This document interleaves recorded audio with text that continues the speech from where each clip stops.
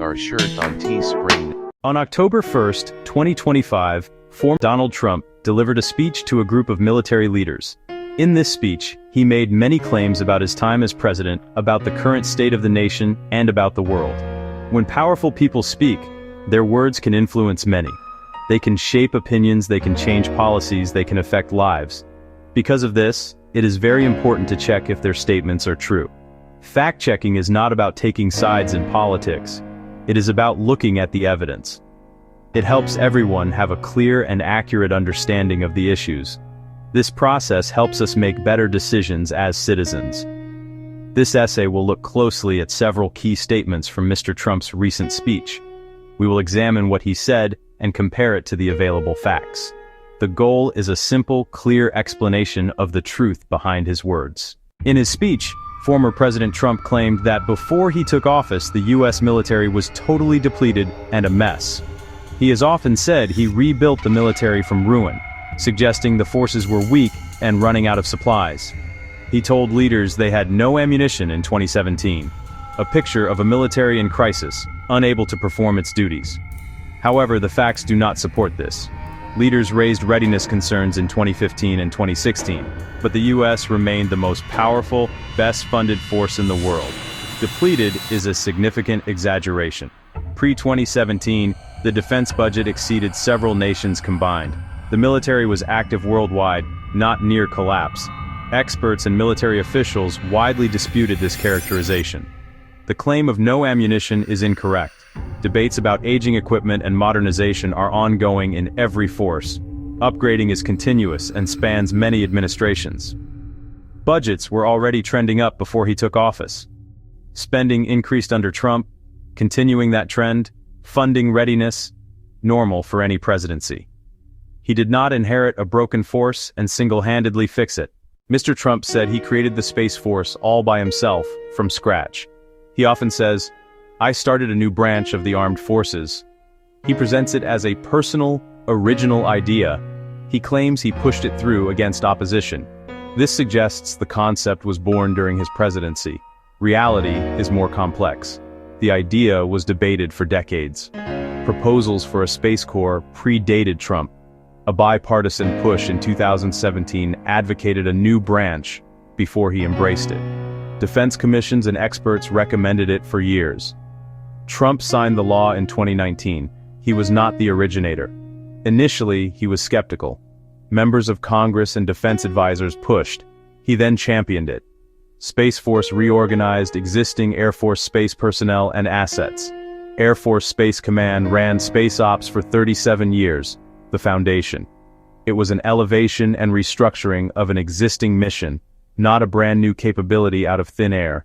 Mr. Trump repeated that he forced NATO allies to pay hundreds of billions owed to the U.S. He said, "I got them to pay up." He called them delinquent.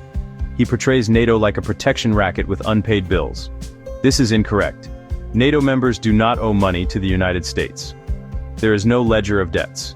Instead, members share a guideline, set in 2014, to aim for 2% of GDP on their own defense. That money funds their own armies, navies, and air forces, not payments to Washington. The goal: capable national militaries for collective defense. It is true his pressure pushed some allies to increase spending. But the trend began after Russia seized Crimea in 2014. More allies reached the 2% mark during his term. Still, the idea he collected billions for the U.S. is false. The extra money went into their own defense budgets, strengthening the alliance. A benefit, but not a direct payment. The money was never owed to the United States. Mr. Trump presented himself as a peacemaker who ended wars and kept America out of new ones. He claimed the war in Ukraine would never have happened under him, and that he would end it quickly if re-elected. This portrays him as uniquely effective at preventing conflict. He implies current policies caused the invasion and his would deter Russia. Experts across the spectrum doubt these assertions. Many analysts say his actions weakened the anti-Russia coalition. He often expressed admiration for Vladimir Putin, questioned NATO's value, and withheld military aid to Ukraine. In 2019, he froze nearly $400 million in approved aid, while pressuring Ukraine's president to investigate his rival, leading to his first impeachment. That withholding signaled U.S. support wasn't guaranteed. Critics say this, and NATO rhetoric may have emboldened Putin, making invasion seem less risky. We cannot know for sure what would have happened in 2022, but the evidence does not show he deterred Putin. Many argue his policies made conditions more dangerous for Ukraine. His claim of ending wars is an overstatement. He signed a withdrawal deal with the Taliban, but the war did not end on his watch. The chaotic final withdrawal came later. Mr. Trump claimed other countries are emptying prisons and sending those people to the United States, including mental institutions. He paints a deliberate international conspiracy exporting criminals and the mentally ill. There is no evidence to support this dramatic claim. U.S. agencies, including CBP, report no such organized effort. Some individuals have records or health issues, as in any large population, but no systematic emptying exists. Immigration experts and officials have debunked this story. If coordinated, it would be a major incident U.S. intel would flag. No such report exists. Most migrants seek asylum from violence or better economic opportunities. Officials screen and vet. Serious offenders are prioritized for deportation. This echoes a specific 1980 case in Cuba, not today's border reality. Applying that old story to now lacks factual basis. Migration is driven by economic, social, and political factors. This claim is a powerful but baseless rumor. It distorts who is arriving and why. Even now, in late 2025, Mr. Trump's central theme is that the 2020 election was rigged. He called it the crime of the century. He insists there was widespread fraud, manipulated machines, fake ballots, and that he was the true winner. Dozens of lawsuits were filed. Over 60 cases were heard, and almost all were dismissed or lost. Judges from both parties, including Trump appointees, found no evidence of fraud that could change the result. Courts rejected these claims at every level. Officials from both parties in all 50 states certified the results. Even the Department of Justice said it found no outcome-changing fraud. Recounts and audits in Georgia and Arizona confirmed Biden's win. No credible proof of a massive coordinated conspiracy. Repeating the claim has become part of his political identity. We must separate belief from factual reality. Courts, election officials, and investigators agree. The 2020 election was secure, and the results accurate. The stolen election narrative is thoroughly debunked. The evidence does not support a rigged outcome. Mr. Trump revisited the 2020 Portland protests and CNN's coverage. He claimed CNN was not covering the riots, citing a reporter in front of a burning building with the chyron fiery but mostly peaceful.